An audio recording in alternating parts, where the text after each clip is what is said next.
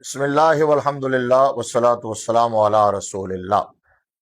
بڑی بدقسمتی کی بات ہے کہ عرصہ دراز سے وطن عزیز کے شہری معاشی، معاشرتی اور سیاسی حوالے سے اطمینان میں ہیں، نہ دینی و مذہبی حوالے سے۔ آئے روز ایک نیا فتنہ کھڑا کر دیا جاتا ہے، گستاخیوں کا لامتناہی سلسلہ جاری ہے۔ نبی رحمت صلی اللہ علیہ وآلہ وسلم، آپ کے آل و اصحاب اور پاکان امت سمیت کوئی بھی ان کے شیطانی ایجنڈے اور چیرہ دستیوں سے محفوظ نہیں۔ ستم بالائے ستم یہ ہے کہ فرزندان اسلام کی فریاد سننے اور داد رسی کرنے والا کوئی نظر نہیں آتا۔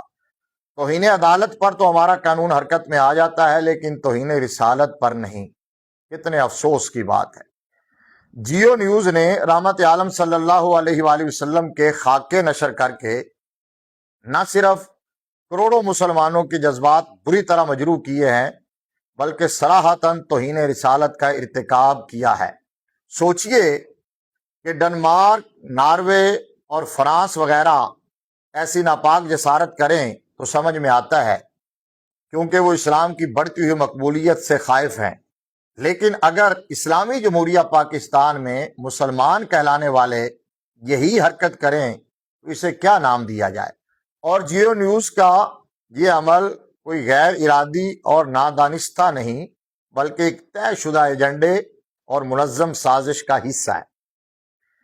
یہ چینل ماضی میں بھی متعدد مواقع پر ایسی مذموم حرکتیں کر کے اہل ایمان کے جذبات ٹیسٹ کر چکا ہے، اور ابھی بھی شدید رد عمل، پیمرا کی طرف سے 15 روزہ بندش اور برائے نام معذرت کے باوجود اس کے رویے میں کوئی تبدیلی نہیں۔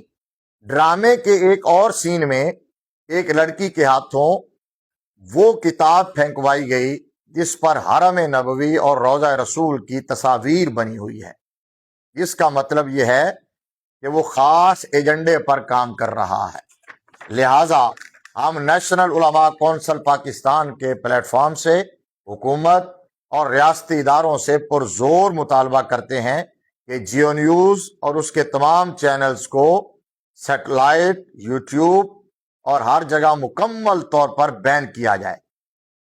نیز اس مذموم حرکت کے ذمہ داروں کا تعین کر کے ان کے خلاف فی الفور مقدمہ درج کیا جائے اور قانون کے مطابق سخت ترین کارروائی عمل میں لائی جائے، تاکہ دوسروں کے لیے بھی عبرت کا ساماں ہو۔ اس کے ساتھ ساتھ سینسرشپ اور مانیٹرنگ کی پالیسی کو مزید سخت کیا جائے، تاکہ وطن عزیز کی نظریاتی اور جغرافیائی سرحدوں کو محفوظ بنایا جا سکے۔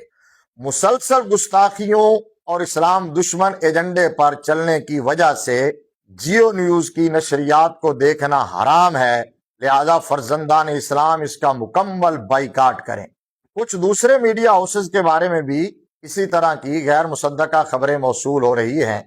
اگر خدا نخواستہ ایسا ہے تو ہمارا یہ مطالبہ اور فتویٰ ان کے بارے میں بھی سیم یہی ہے۔ اسی طرح ڈیجیٹل میڈیا کے نام نہاد اینکروں، ویلاگرز اور پوڈ کاسٹروں کو بھی کسی ضابطۂ اخلاق کا پابند بنایا جائے۔